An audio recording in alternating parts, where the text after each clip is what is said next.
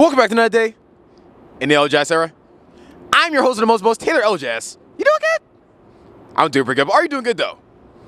I'm doing pretty good. Today, we're back at EBN Eats, and we're here at Urban Space in New York, and we're gonna get down and dirty with Mikey Pomodoro. Let's get into it.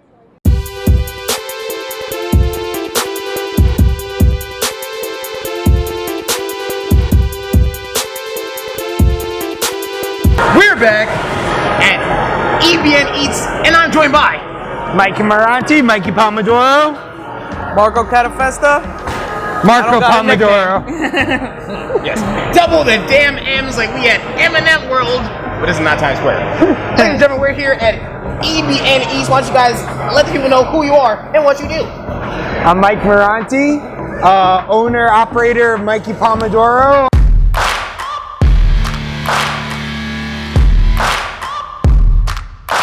The best fast casual Italian restaurant you'll ever go to. Oh wow, fast casual. How about you? I'm Marco, the other half of Mikey Pomodoro, and together we started this about a year ago, and it's here today in urban space. Yes, in the urban damn spaces. We do like spaces, not just the Twitter ones. Moving forward, fast casual. What is a fast casual? It sounds like an elegant way of saying fast food. Yeah, so like Chipotle, Shake Shack.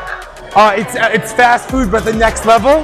What we try to do is put out the outer borough, the Queens, the Brooklyn, Bronx Italian restaurant, but in a fast casual environment. So quick, no white tablecloths, a lot more fun. Down and dirty. Yeah, we're a lot more like Beastie Boys than Frank Sinatra. Oh wow, okay, you all up in the beach with it. Just say it through your toes. Is Chick-fil-A a fast casual? Nah, I would say no. I would say Chick-fil-A is fast food. What differentiates us from a Chick-fil-A is the fact that we import our ingredients. We get all of our food, we make it fresh in-house. Oh, real fresh. We don't bring anything in here frozen. We don't bring anything in here pre-packaged, pre-made. Everything we do, we grate our own cheese down from the Grana Padano wheel. We grate that with our own hands. Like that's what changes us from a Chick-fil-A, from a McDonald's, is we do everything in-house with our own hands. We make it like your grandma would make it, but in a much faster way. My grandma put all 11 toes into damn food. I love it. The sauce is amazing. Who is your beef with? Because I know McDonald's got beef with Burger King. So who you got beef with? Subway, Jersey Mike's? Jersey Mike's. Actually, I'm a huge fan of Jersey Mike's. I'm not gonna lie. That's one of my favorite places in the world. But I'd say we don't really have beef with no one in the industry. The reason for that? Yeah, okay, Parm. They don't know us yet though. We're small compared to them. Yeah. But yeah, we really don't have beef with no one. We want to see everyone eat. The biggest thing is that exactly. The biggest thing is that we're doing something that no one else has done before. Okay. Every fast casual Italian restaurant you've seen before is pizza. Yes. It's just pizza. They've tried pasta before. That never worked. It's pizza. Yes. So we're doing everything but pizza. So literally no one else is doing that. I don't got beef with anyone. I'd like to see everybody make it, but we're gonna be right alongside with them. Yeah. Like he said to me earlier today, all ships sail at high tide. Something like that. Yeah. Something about ships and tides. So we trying to bring everyone up with us. Yeah. I've actually never been on a ship, you know what I'm saying? Why Italian food? We're Italian. Okay, make sense. So I'm Italian, growing up in Brooklyn, specifically like South Brooklyn. Okay. I ate at places like Michael's all the time. Oh, I know Michael's. Rouse. He didn't eat at Rouse. That's a lie. He never ate at Rouse. I didn't have money for Rouse. Why you lying to 10 people? No, I'm gonna Nah, we was eating at Michael's, we was eating at Brennan Cars, we were eating at a lot of the OG outer borough spots. So it's just the food that I love. That's the food that runs through my veins, you know what I'm saying? It's like red sauce is pumping through this blood. Oh, the tomatoes. Yeah, exactly. Tomatoes, good gosh. An onion, what is that, a radish? So, no, it's a shallot and a basil. A basil. And garlic. Garlic. Definitely, I would have never known that in my life. I thought it was a radish. Clearly, I don't eat my vegetables. But Italian food with you. Why Italian food? I'm Italian. It's what I grew up eating. After the pandemic, I started doing some private chef stuff, and it kind of just evolved into this. The whole idea is, we're not chefs, right? We're waiters. We're restaurant guys. We're dogs. I didn't go to culinary school. Marco didn't go to culinary school. This is the stuff we've been cooking. Oh, hey, So it's honest is really why Italian food, because that's the most honest food I could make. I mean, if you think about it, you could see up there Artie's meatballs. Yeah, Artie was his father. Yeah. That's the meatballs that he was making from 3 years of age. You know what I'm saying? So like, it's just the food that we grew up with. I wouldn't do a different food because I don't know how to cook a different kind of food. Oh, you don't know how to make toast? I can make toast, but who's buying that? I bought some toast. Yeah? People buy avocado toast. That's true, that's true. I mean, we have avocado toast on the breakfast menu. Hey, don't be cheating me at the hood, you know what I'm saying? We all know that the avocado toast is on the damn way. They're doing something different. I ain't never seen an Italian place make avocado toast. Have you? I've never seen it. Okay, please. Describe your cooking styles, both of you, in 3 words. Fast. Eccentric. Sensual. Oh, sensual. These are $7 words. He's gonna teach you a script. I'm gonna say concise, deliberate, and if I'm thinking one more thing, with love. I know that's 2 words, but I'm gonna put it out there. We'll put a hyphen in there. Yeah, let's put a little hyphen in there. Hashtag with love dash. Well, the hyphen might go away with hashtag. Anyway, it doesn't matter. Whatever. Moving on. So let's stay with the 3 motif. Okay. Describe your cooking styles in 3 emojis. Eggplant. Oh wait, gotta use eggplants. Tomato garlic. Oh, he was. Expeditious lady. Tear emoji. Oh wow, why is that? Because I make people cry with my food. It's so good. Yeah. I'm not a big texter. I'll be honest with you. I don't know many emojis. You guys see, let's go rocket ship. Because that shit send you to the moon. Going up like a rocket. And what's the other one? The joint. They got the little L one. Okay. Because that shit make you feel high when you eat my food. Oh wow. Yeah. This is getting real devious. Ladies and gentlemen, my skin is cold. Julio, what does food really mean to you? Yo, it's everything. I've worked in restaurants my whole life because it's where I feel most comfortable. It's how I show love. It's how I feel loved. I wake up, I go to sleep. Everything is food. Yeah. Food to me is it's everything. Yes. Just like a woman naked when they hit up their photographers and say, "Come take pictures of me, butt ass." How about you? Food to me is sustenance. It's like we have to feed ourselves somehow, and human nature is to take things to the next level and do the best job we can. So why not make the best possible food you can? Why just eat crap? That's what we fuel ourselves with. So I look at that as like the same reason you dress in designer, you eat designer food. You eat good food, you know what I'm saying? GMOs and sustenance, they are both smacking you in Scrabble competitions. Do not try them. It's gonna go down. What is the best and worst part of working at a restaurant? The worst part is the hours. It's hard to maintain relationships, see family. The best part is everything else. The friends I've made throughout restaurants, the connections I've made, people you meet. I've been doing restaurants my whole life pretty much, and there's nothing else I would rather be doing. His blood is tomatoes. I need this question answered thoroughly by both of you. Please. Describe how to make the perfect sandwich. Perfect sandwich starts with good bread. You can't do nothing without good bread. What is good bread? That's a very general statement. Good bread is bread that's Made that day. Made that day. What bread? Fresh. Semolina, you mean? No, semolina, focaccia. I love a good sourdough. I mean, biscotti. Biscotti's not bread, that's a cookie. That's a cookie. You got ciabatta, which is one of my favorite types of bread. But all that being said, a good bread makes a sandwich. After that, then you talk about the meat, because I always like meat in my sandwich, personally. Prosciutto, fresh sliced. It's gotta come right off the slicer. I don't want none of that pre-packaged shit. I get the leg of prosciutto, Put it right on. Thin, sliced thin. You should be able to see. You should be able to look.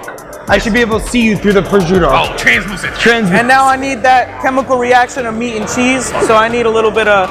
I prefer provolone on my sandwich. Okay. Some people like cheddar, some people like American. Provolone's my go-to. Okay. So we go provolone, prosciutto, little fresh good bread, ciabatta, focaccia, like we said before, and then a good condiment. A piccata aioli is what we use here. And we make that in-house. We use fresh garlic, fresh capers. We marinate that down for a while, and then we squeeze that into aioli, which is like a fancy way of saying mayo. Okay. Really no other way to put it. So then slather a little of that on there, some arugula, and now you got yourself a good sandwich, in my opinion. How about you? Pretty much almost the same, except I like using extra virgin olive oil, a little salt, pepper, oregano, and then lettuce, tomato also. With, if I'm not doing prosciutto, then I'm gonna do the superstar or the gabagool. Oh, the gabagool. The gabagool. Gabagool is the pork loin, so it's like the filet mignon of the pig. They call it poor man's prosciutto, because that's what we get over here on the other side of the Atlantic. The poor man's pig butt. Exactly. Gotta love some pig butt. What were you serving on your damn private chef menu when you were supposed to be quarantining inside your crib? I was doing a lot of like private menus for what people wanted. I was doing a lot of pork actually. It was big. Pig's butt. No, chops, bone-in chops, thick cut from the butcher, the tenderloins, making a lot of fresh pasta too. I got real into that during quarantine. Yeah, just I would like, I did a surprise birthday dinner. The guy was like, my wife loves pasta. I was like, bet, me too. Yeah. So we did salad, pasta, dessert. That's a lot of starch. Yeah, they loved it. I was doing the dishes. He's like, nah, man, I got him. Go, get out. I was like, yeah, bet. He's like, if I don't do the dishes, I'm gonna fall asleep. Stomach gained an extra 35 pounds that day. It went straight to the butt cheeks. Both of you. Okay. Name your Mount Rushmore of foods. Ribeye steak. Oh, wow, ribeye steak. A Sunday sauce, an Italian Sunday sauce. Sauce. So you got it's a bunch of shit together. So it's meatballs, braciole, sausage, pasta, ricotta, the whole thing. Sushi, in general, broad spectrum sushi. All of it. Yeah, and then wine. Oh, is that a food now? Yeah, if you consume as much as I do, yes. Oh, wow.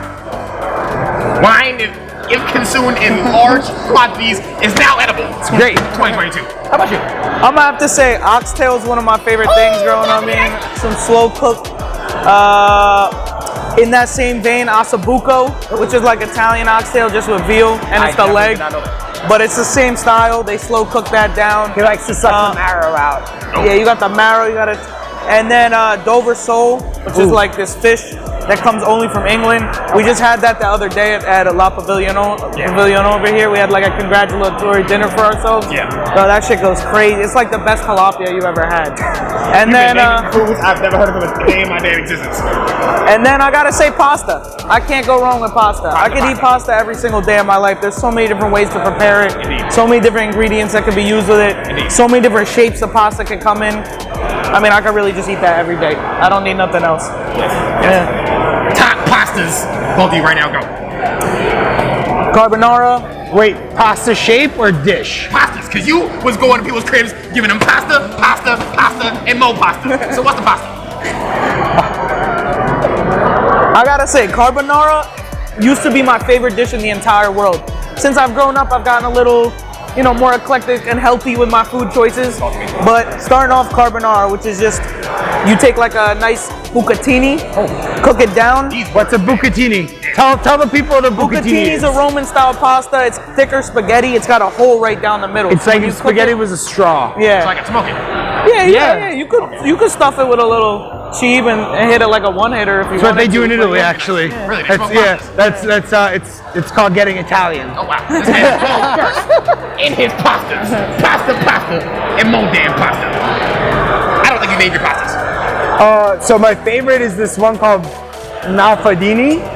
which is it's like if lasagna was strips. Okay. And then rigatoni is really like the most solid, I think. And I can't forget about manigat. My grandma makes that for us every every Christmas. And it's essentially just a giant rigatoni stuffed with ricotta, baked, and she makes the pasta fresh from scratch. She wakes up at 6 in the morning. She's got a mound of flour on her counter, and she's just kneading that shit. So that's got a special place in my heart too. Yes, yes. Pasta, pasta, pasta, pasta. Is there any advice you would give to upcoming restaurant owners trying to get in a damn game? Prepare. There's a million things to do when you open a restaurant, and there's a million more than you'd ever even expect. Any restaurant owner should have double the amount of money they think they need. They should have double the amount of lead time they think they need, double the amount of staff. Everything is preparedness. That's it. It's like going to battle every day. Yes. You're not going to go to battle with no ammunition in your gun. You're not going to go to war with no shoes on your feet. Going to war with a stick. Exactly. You got to have extra preparation no matter what you're doing. That's how I go about it. That's it. If I'm prepared, then I feel like my head is straight and I can go at the day and kill the service. And make sure the restaurant opens on time, the staff are happy, the customers are happy. So that's my 2 cents on that. Every pasta begins with P. How about you? You got to put your head down and work hard. Anyone can talk a big game. All that matters is results. Yeah. And if you're out there getting those results, people are going to see it and you don't have to talk shit. Don't worry about the big picture. Yeah. Focus on what's right in front of you, what you could do next. Yeah. Yes. The big stuff will come. It comes. That's it. In a year, we have our own place. Yeah. Like, it just goes to show how much you could get done if you just put your head down and work. Yes. Mike and I have literally lived here every day for the past 4 months, 16 hours a day on our feet, cooking, cleaning. I do the dishes at my place. I clean the fryer at my place, and I hire the chef. The floor mats. We wrestle with the floor mats to put them through the dishwasher. That's another thing. You have to have done every single job in your restaurant. Otherwise, there's no way you could tell someone how to do that job properly. That's mine. Yes. Very sound advice from M once again, no M&M girls, because they serve Italian. As we begin to wrap up this damn Bridging the Gap interview, I have 3 rapid fire questions for you guys. Are you ready? Yeah. Yes, Lord. First up, Quiznos or Jersey Mike's? I've never been to Quiznos. Jersey Mike's 100 down, 100%. Jersey Mike's, Jersey yeah. Mike's. So have Quiznos. Yeah, sure. They're the dirt to say what Quiznos trash. I've never seen a Quiznos. Jersey Mike's uses the fresh meat. They slice it, like I was talking about the prosciutto and a good sandwich. They slice it right in front of you. Quiznos, you don't even know where that shit came from. Exactly. You have no idea. I actually used to work at Jersey Mike's, so I know that. I've been trying to tell people that because they be trying to poop on Jersey Mike's. I'm like, hey, and Mike's way bussin'. Mike's way bussin'. Yeah, I'm not gonna lie. Tomatoes, Yeah. you know what I'm saying? Oil, vinegar, spices. You know what I'm saying? Clearly, I work it. Secondly, wheat bread or pumpernickel? Pumpernickel. Pumpernickel. Why's that? I don't really like wheat bread, and pumpernickel has more flavor. The fermentation, everything, you taste it more. Fermentation. You're not feeding them in a scramble, I'll tell you. How about you? I'm indifferent on those two. I never really eat wheat or pumpernickel, I'll be honest with you. Okay. Focaccia, ciabatta, sourdough. I gave you my 3. That's it. And biscotti. Lastly, Still not a bread. being single or being in a relationship? Being in a good relationship. Not being in a relationship to be in a relationship. Having a partner that is your ride or die and has your back and knows you have them and you have complete trust. Yes, that's a gem. How about you? Being single, getting this bread, bro. That's it.